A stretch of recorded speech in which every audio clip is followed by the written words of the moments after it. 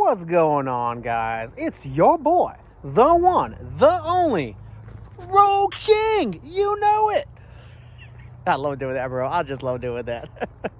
Oh, yeah, don't forget. Self-appointed, self-anointed. I hope you guys love that too, because I love that. All right, today's video, we are going to be discussing why blind second is a great meta call. Okay, so it all boils down to you having to make one of two decisions, right? Either you can play meta, in which case you need to learn how to play it better than everybody else in the room, or you learn how to play against the meta. Now, if you're learning how to play against the meta, then any deck you choose has to be catered towards that, right? You can choose whatever deck, but if it's not good, if you can't figure out a way to make it good against whatever the meta is, then that deck is irrelevant. It's not going to do anything, right?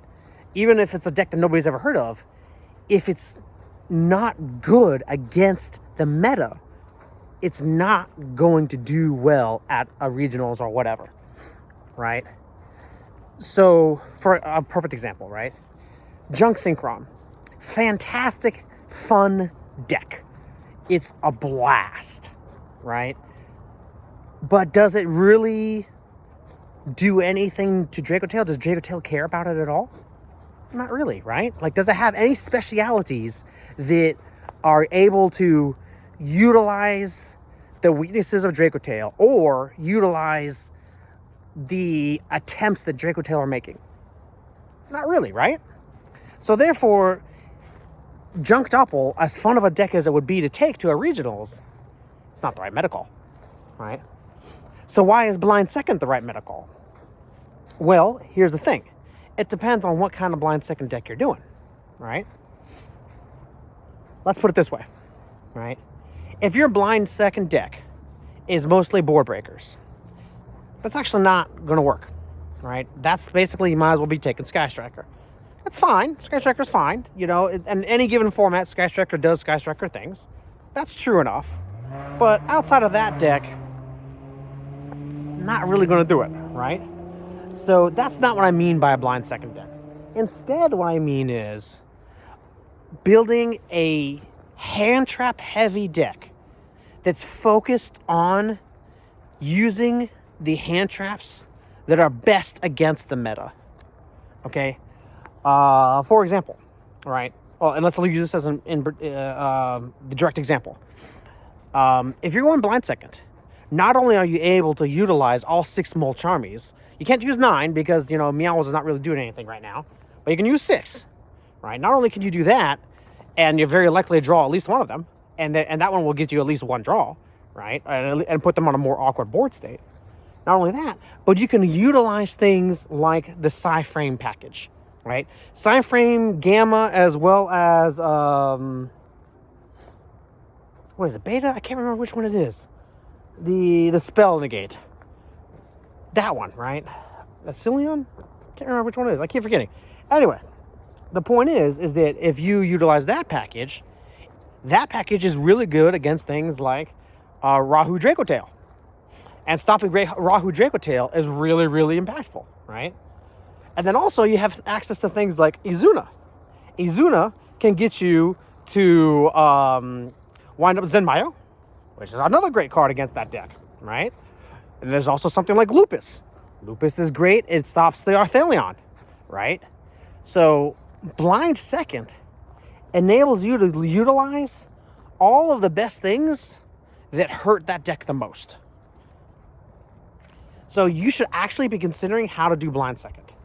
Now, the reason why I phrased it that way is because if you're doing a blind second deck, the skill required is not nearly as high as the skill required to play Dracotail better than everybody else, right? Because if you're going to do a meta deck, in order to do well at it, you have to do better than they're doing it, because they're also playing the meta deck, right? But if you're a blind second deck and you know that you're most likely going to be facing Draco Tails all day, or at least a good chunk of the day is going to be Draco Tails, you can cater your deck towards beating that matchup and winning, right? There's two parts to it. There's two key parts to the strategy. Is one, using enough hand traps, in particular hand traps that are good against that deck in particular, such as Gamma and whatever the other one's called. You know, the Mulcharmies as well, you know, Ghost Bells, Ashes, everything like that, right?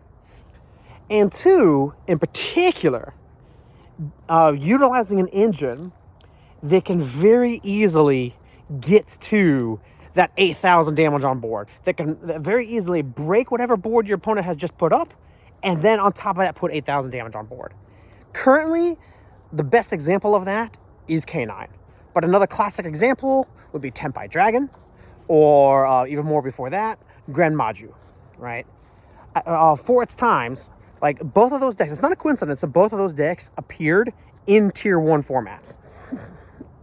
Or for that matter, even Tier 0 formats, right? Like, Grand Maju appeared in the height of the Orcust format from back then, right? Right when Orcust was at its peak power, Grand Maju came out of nowhere and took everybody by storm, right? Tenpai was at peak Snake Eyes format, where no other deck was really competing with Snake Eyes other than Yubel, right? Boom, there comes Tenpai wiping your butt with it, you know? And there's a reason. It's because it was able to utilize enough non-engine. At the time, Board Breakers was better. Like, you would just like maximize on Mulcharmies plus a bunch of Board Breakers. But the point remains the same, right? That just take the deck that can capitalize on non-engine the best and capitalize on going second the best, and you will win. And it'll be easier for to win. So this video is not so much for the players that are at the top echelon of the game. They can take whatever deck they want and still do well.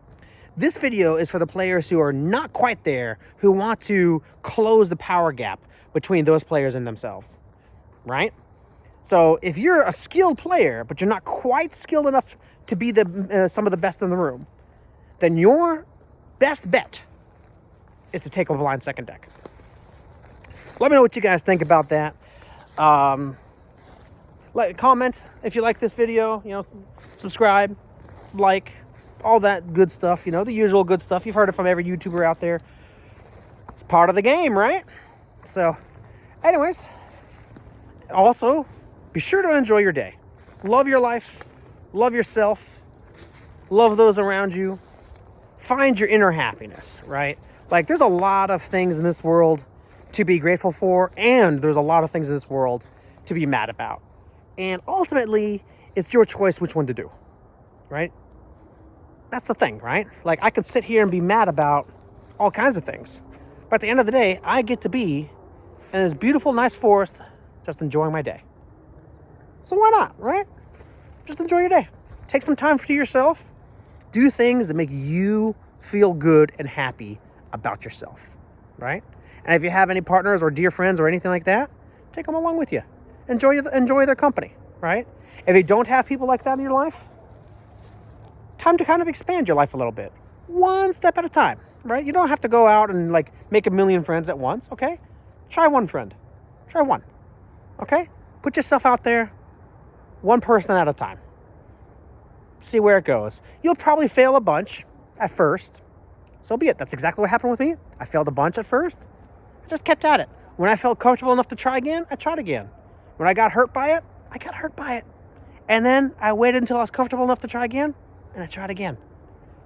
I don't have that many friends. I'll tell you that right now. In my life, I don't have that many real friends. But I have some. And that's enough. That's enough to get you through the day. That's enough to get you through life. That's enough to get you happy. All of those things. And that's what I suggest for you, and that's what I want for you. God bless.